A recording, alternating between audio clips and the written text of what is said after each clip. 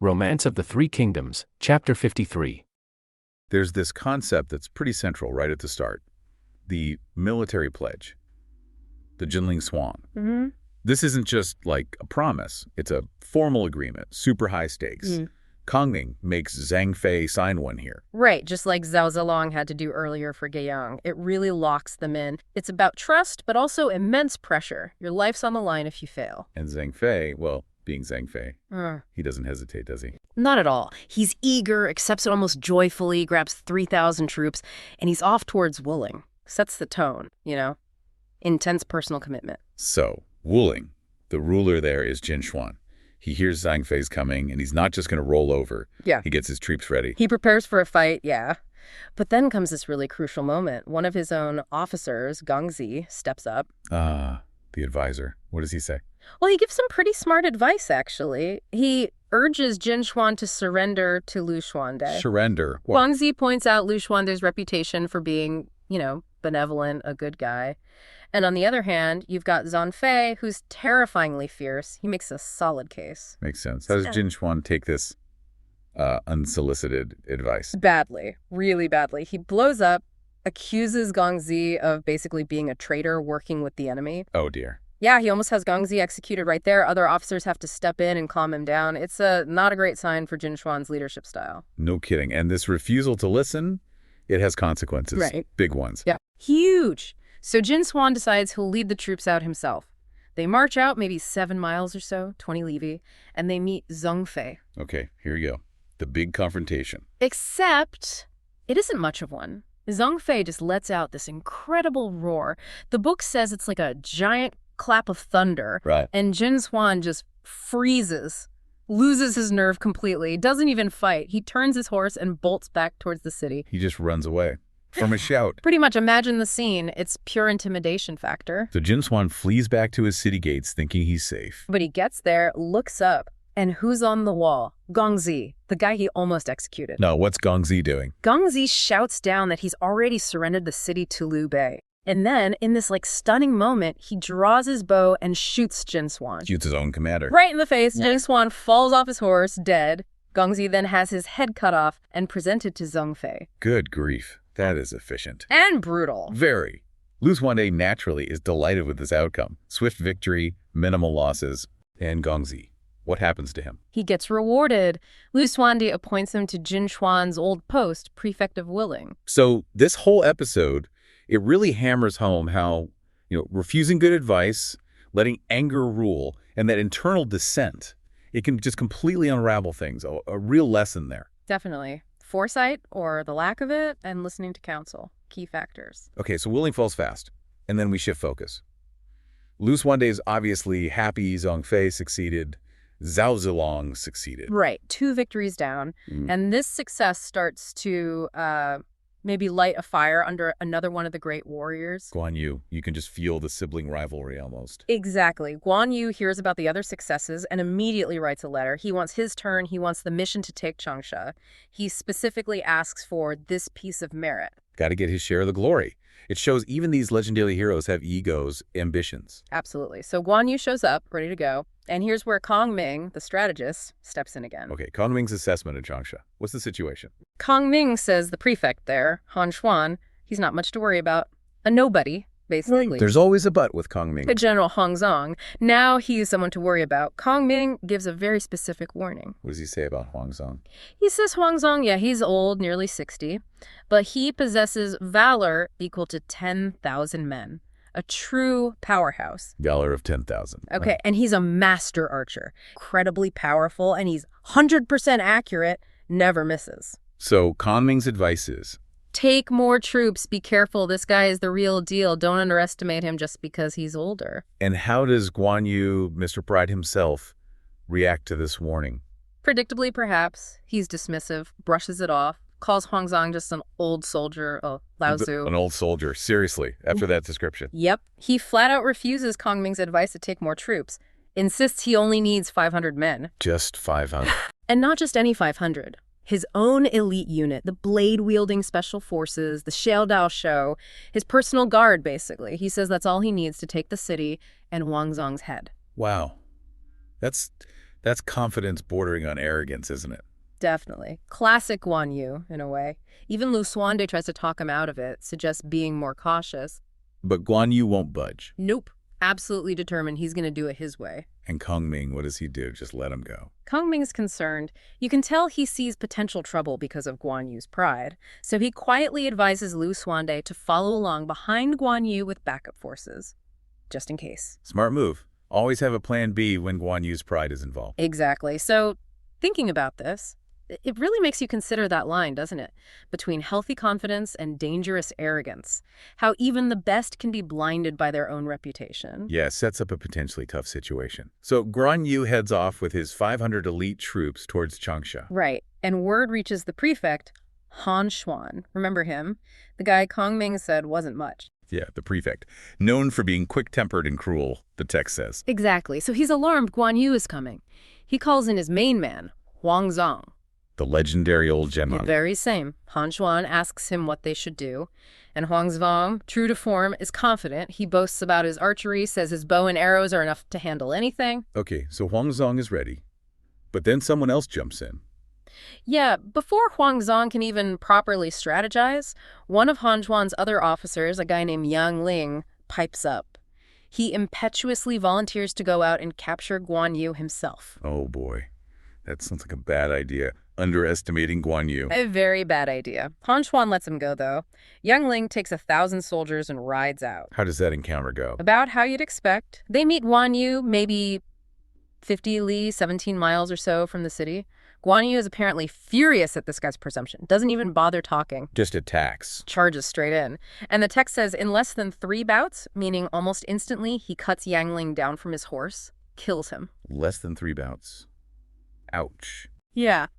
Then Guan Yu chases the scattered soldiers right back to the city gates. A very clear message sent. Okay, so the warm-up act is over. Han Xuan must be regretting sending Yang Ling. You'd think so. Now he has no choice. He has to send out Huang Zong. The main event. Guan Yu versus Huang Zong. Exactly. And it is epic. They fight, the text says, for over 100 bouts. 100 bouts. That's a long fight, especially in this novel where things often happen fast. A very long fight. And crucially, neither one can get the upper hand. No clear winner. It completely proves Kong Ming right. This old general is incredibly skilled. So Huang Zong totally lives up to the hype. Absolutely. He matches Guan Yu blow for blow. Han Xuan, watching from the city wall, starts getting nervous seeing this marathon duel. Understandable. What does he do? He sounds the gong, signaling for Huang Zong to retreat back into the city. And Guan Yu lets him go. Guan Yu also pulls his troops back.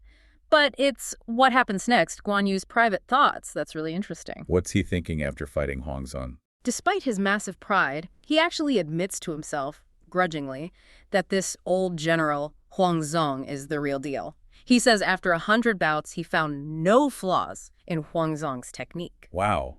High praise indeed coming from Guan Yu. It really is. It shows that true skill earns respect, even from the proudest opponent. It's not just about reputation, it's about what happens in the fight.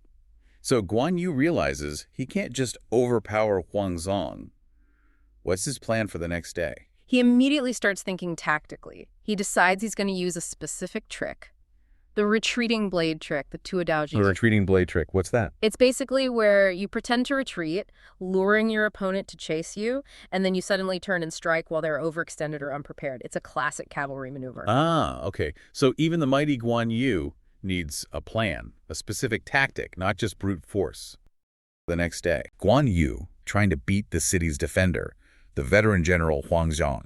And the fight itself, I mean, the source describes it as, 50 or 60 rounds, no clear winner. Intense. Both armies are just watching, totally gripped. But then comes that moment you mentioned. Huang Zhong's horse stumbles, throws him clean off. Down he goes. You expect the finishing blow, obviously. But Guan Yu, he actually pulls back his horse, raises his blade, and basically yells, "I'm sparing you! Get another horse, let's fight again!" Wow. It's just an astonishing act of mercy, right in the middle of a battle. What does that tell us about Guan Yu? Or maybe the warrior code back then? Well, it's a huge display of that chivalric ideal, which, let's be honest, wasn't always followed, especially in the thick of war. True. For Guan Yu, it seems like it's not just about winning, it's about how you win. Honorably. He sees Huangzong as a worthy opponent, gives him that respect. It elevates the whole thing. And that act puts Huangzong in a really tight spot, doesn't it? He goes back to the city. And he's immediately facing this internal conflict. Huge pressure. Because his commander, Han Xuan, demands to know why he didn't just shoot Guan Yu with his famous archery. Right. So Huangzong, kind of cornered, promises he'll pretend to lose the next day.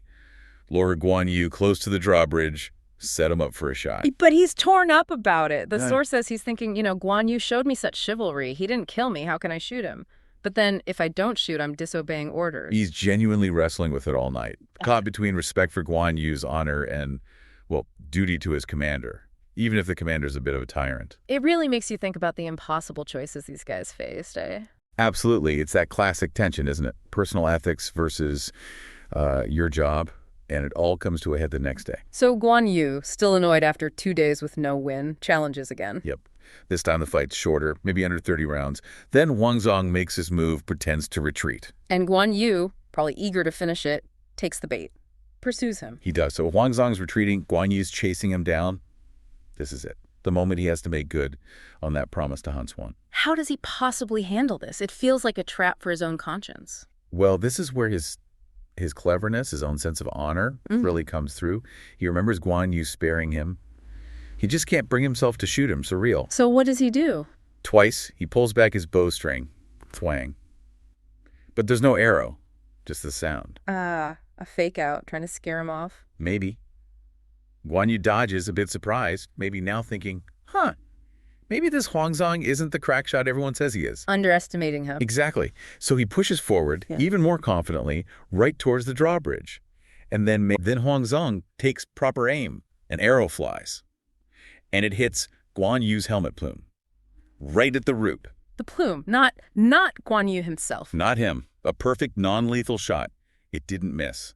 It was deliberate. Wow, that's subtle. A message delivered with an arrow. Guan Yu must have been stunned. Totally. But back in his camp, it clicks.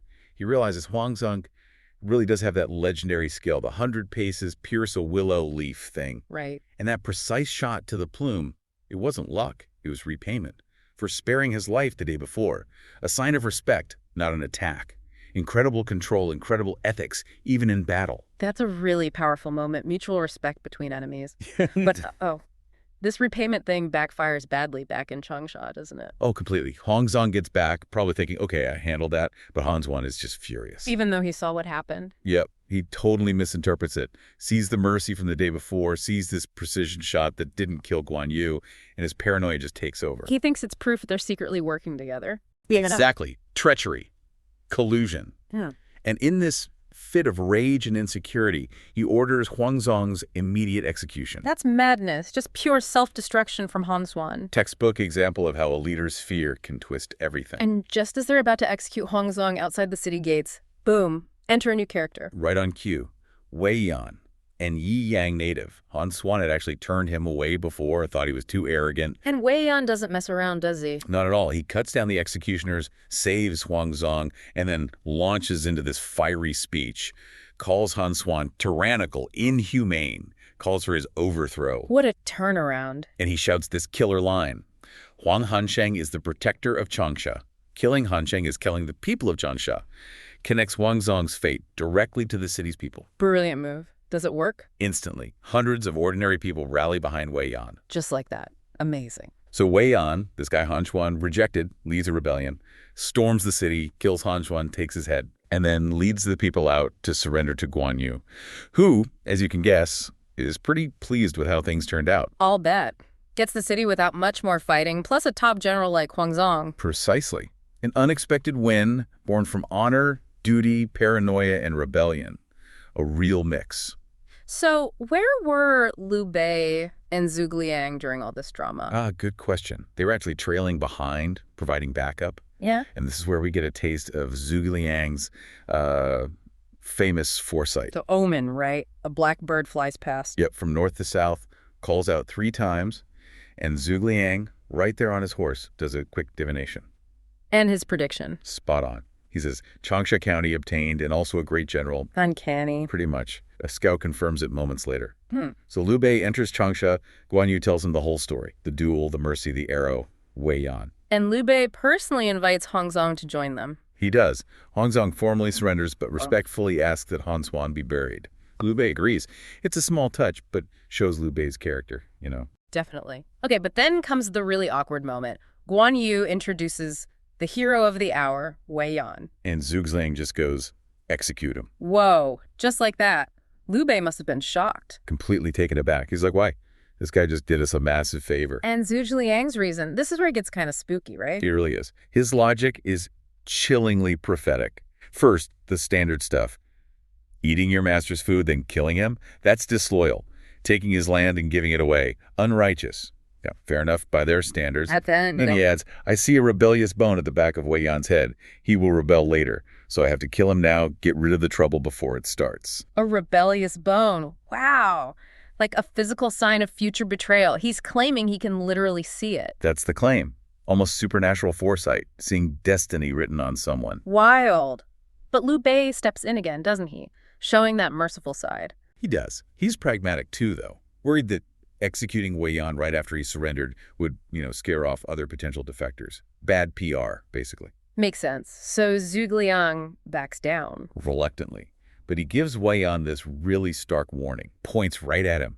I'm sparing you now. Be loyal. Don't even think about betraying us. If you do have ill intentions, I promise you somehow I will take your head. Intense. And Wei Yan promises loyalty, obviously. Profusely.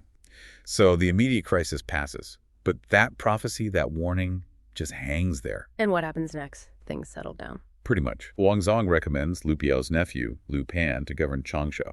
Liu Bei agrees. Good move. Consolidates power. Mm-hmm. With all 4 local commanderies now secure, Liu Bei heads back to Jingzhou. He renames a key location, Jijiangku, to Gong'an strategically important. And the result? The area prospers, more smart advisors flock to him, his military position gets stronger, sets the stage for bigger things. Zhu Yu, Yeah. right? He's sick, but still managing things. Yeah, he's recovering, but definitely still active. He puts Gan Ning in charge of Bailing Commandery. And Ling Tong in Hanyang gets the war boats ready. Exactly. It shows you, even when the commander's down, the military machine keeps running. Constant readiness. Meanwhile, Jiang Pu takes the main force to Hefei. And Hefei, well, that's where Sun Quan's been bogged down against Cao Cao for a long time. A really long time. You said, what, over 10 battles? Big ones, small ones, no clear win. Right. And he's camped pretty far out, 50 line, maybe 25 kilometers. Just can't seem to push closer. So Cheng Pu turning up with reinforcements is huge. Sun Quan actually goes out to meet them. It is huge. But here's a fascinating little detail. Word comes that Lu Su's Lu Zizheng has gotten there first. Okay. And Sun Quan actually gets off his horse to wait for Lu Su. Stops everything. Whoa. Why? I mean, that's a massive show of respect. His generals were apparently startled. Exactly. It raises that question. What's so special about Lu Su here? And Lu Su's response, it's not just, thanks for waiting. Not at all. Yeah. Sun Quan asks if the greeting was grand enough, and Lu Su famously says, not yet. Bold. Totally.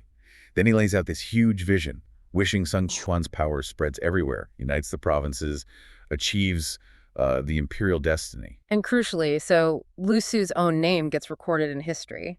He's tying his legacy to Sun Quan's. Precisely. It reveals these massive ambitions, not just for Sun Quan, but for his strategists, too. It's about more than just winning battles. And Sun Quan's reaction, he just laughs and claps. Partly, yeah. He gets it. He appreciates the ambition, the scale of the thinking. So with that kind of high-stakes framing, they then start talking strategy for Hefei. They do, but almost immediately. Interrupted. Yep. A war challenge arrives from Zhang Liao, one of Cao Cao's top generals. And Sun Quan reads it and just loses it. Completely enraged, calls it extreme arrogance, vows to fight Zhang Liao head-on. No new recruits, just the veterans, old school. Kind of impulsive, given the situation. Very. He orders the army out for 5 a.m. the next day. He's going to lead personally. He's leading.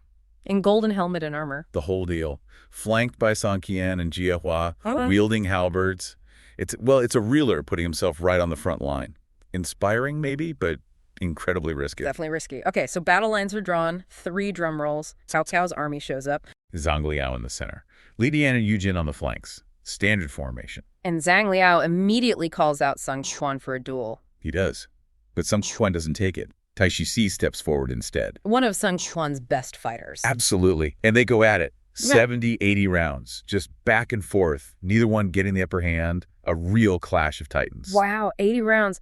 So while this epic duel is happening, Li Dian, watching from the side, sees an opportunity. He points out Sun Quan's shiny golden helmet to Yu Jin. the target. Exactly. Capture Sun Quan, Li Dian suggests, and they'd avenge the huge losses from Red Cliffs. It's opportunistic. And Yu Jin goes for it, charges straight at Sun Quan. Lightning fast. Just breaks off and charges. Song Tian and Jia Hua try to block him with their halberds. They do.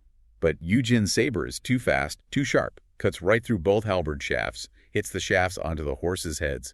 Chaos. So Sun Quan is suddenly exposed, Wide open, and then it gets worse. Song Qian goes after Yu Jin. trying to protect his lord.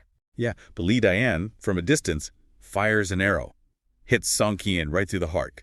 He falls dead from his horse. Oh, man. So Tai Shi sees this happen while he's still fighting Zhang Liao. He does. He has to break off the duel, try to get back, protect Sun Quan, rally the troops. But Zhang Liao sees his chance. Seizes it immediately, launches a massive assault. The Wu army, seeing Song Qian fall, seeing Tai Shi retreat, they panic. It becomes a rout. A total collapse. Pretty much. Zhang Liao pushes hard, even chases Sun Quan himself. Sun Quan nearly gets caught. It's incredibly close. Disaster's looming, but just then, Cheng Pu smashes into the fight. The reinforcements arrive. Well, Cheng Pu himself. Right. Intercepts Zhang Liao just in time. Yeah. Saves Sun Quan. Whew. So Zhang Liao pulls back to Hefei. Yeah, the moment's passed. He retreats. Sun Quan gets back to his main camp, but, well, his forces are scattered. Defeated. Humiliated. What a brutal turnaround. And the cost. Song Qian dead. And back at camp, Sun Quan is devastated. He actually weeps aloud for Song Qian. It's a very human moment. Shows the personal toll. That vulnerability. And then his chief clerk, Zhang Hong, steps in. Doesn't hold back either. He essentially tells Sun Quan off. Scolds him. Wow. Says his reckless bravery, underestimating Zhang Liao, has demoralized everyone. That fighting like that is a general's job, not the ruler's. He basically blames Sun Quan directly for Song Qian's death. Explicitly. Says it was a direct result of Sun Quan's recklessness. Urges him to think about his own safety for the sake of the army, the state. That takes guts, telling your leader that. It really does. But it lands. This is a moment where Sun Quan has to face his leadership flaws. But how does he react? Anger? Yeah. Defense? Surprisingly, no. Humility. He accepts the criticism, says Zhang Hong is right, promises to learn from it, to change his ways. Okay, that's significant. A moment of self-awareness. It is. But the desire for revenge is still simmering. Because shortly after this, Tai Shi comes back. Ah, Tai Shi. He had to retreat from that duel. Right, and he comes to Sun Quan's tent with, well, a plan. A pretty risky one. What kind of plan? He says he knows a guy, Geding, whose brother works in Zhang Liao's stables, Okay. An inside man. apparently. This brother holds a grudge against Zhang Liao, got chewed out or something. The plan is for the brother to assassinate Zhang Liao inside Hefei. Assassinate him. How? We don't get details, just that he'll signal success with a fire from inside the city walls. And Tai Shi wants troops. Yeah, he asks for 5,000 soldiers to wait outside the city and rush in when they see the fire signal. Basically, external support for an internal assassination plot. Sounds desperate. Maybe unreliable. Very. And Zhu Jijin, not to be confused with Zhu Jiang, this is his brother serving Sun Quan, immediately speaks up. What does he say? Urges caution. Warns that Zhang Liao is smart, cunning, likely prepared for exactly this kind of trick. Sounds like a trap. Sensible advice. Zhang Liao is known for being clever. Totally. So you have this clash. Tai Shi's desire for quick revenge may be driven by his own interrupted duel and Song Qian's death. Against Zhu Jijin's cool-headed strategic caution. Exactly. But Tai Shi insists. He's adamant. And Sun Quan, after just promising Zhang Hong he'd be less reckless. Well, the grief over Song Qian, the sting of defeat, the desire for payback, it's too strong. He overrides Zhu Jijin. He does. Yeah. Tells Tai Shi to go ahead, gives him the 5,000 troops, sets the stage for, well, whatever happens next. Zhang Liao, he's just won a battle. Now, you'd think, okay, time to celebrate, maybe get some sleep. But Zhang Liao gives this really surprising order. Nobody takes off their armor, nobody sleeps. Yeah, and he explains why, doesn't he? He says something like, a general shouldn't get too happy about winning or too sad about losing. He's worried. What if we forces think, they're celebrating, they're unprepared, and just launch a surprise attack right then? Right. So this raises a big question. Why be so vigilant right after a win? Well, it really speaks to a core leadership idea, doesn't it? That complacency is often your biggest enemy. Right after success is sometimes when you're most vulnerable. His foresight here is amazing. He's already thinking about how the enemy will perceive his victory and planning for that. And almost like clockwork, this internal plot starts brewing.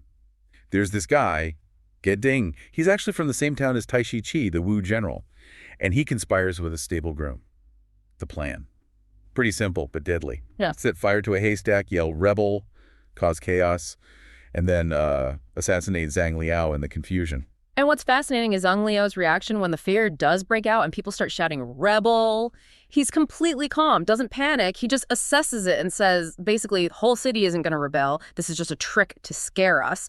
Anyone causing chaos gets executed immediately. Wow, that level of composure. Right. And the immediate deduction, it's not a real uprising. It's a small managed disturbance. That's remarkable under pressure. And it works. His quick thinking pays off. Yeah. Within moments, his officer Lei Dian grabs Geding and the groom. They confess everything, and, well, they're executed on the spot. So that internal threat, neutralized. Just like that. But just as that happens, Yeah. literally, just as the internal mess is cleaned up. The external threat arrives. Exactly. Loud drums, gongs, noise outside the city gates. Zhang Liao realizes, okay, this is the coordinated attack from Wu they were half expecting. And now he comes up with this really ingenious counterplan. He's going to use their expectations against them. How? What does he do? Okay, get this. He orders his own men to set a fire inside the city gate, then has them shout, "Rebel!" too. And then he throws open the city gates, lowers the drawbridge. It looks like total chaos, like the internal rebellion actually succeeded. So he's faking the success of the plot against him to lure them in. Precisely. It's a brilliant double bluff. But, the question is who's going to fall for something like that? And tragically, Taishi Ci does, the Wu general. Believing the shouts, seeing the fire, thinking the city's in turmoil, he bravely charges in first, spear ready, thinking he's seizing the moment. But it's a trap.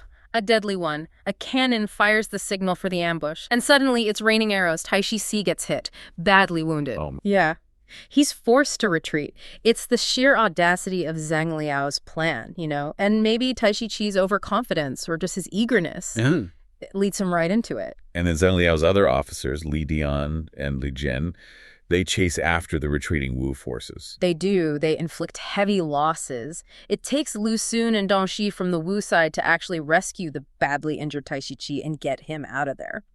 And the human cost really hits home here. Sun Quan, the leader of Wu, he sees how badly Taishi Ci is hurt. He's clearly deeply saddened, seeing his great warrior like that.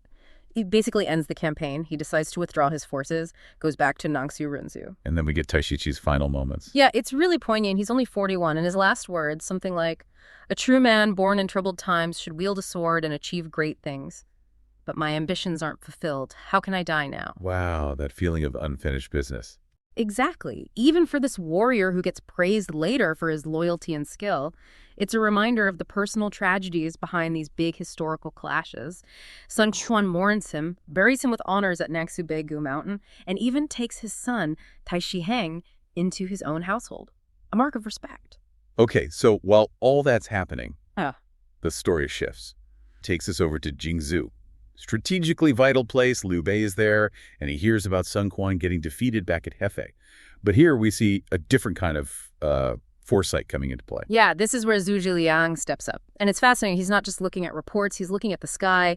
He observes the star sees one falling in the northwest and predicts a death in the imperial family, Liu Bei's relatives who technically govern Jingzhou. So using astrology or omens? Well, yes, but in that context, it wasn't just superstition. Celestial observations were seen as, legitimate indicators. It shaped morale, planning. And sure enough, almost immediately news arrives. Well, Prince Liu Qi, the governor of Jingzhou, he's passed away.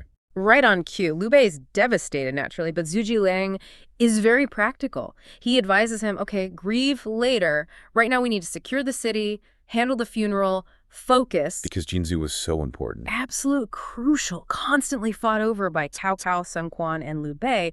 Liu Qi's death creates this huge power vacuum, a real danger zone, but also maybe an opportunity.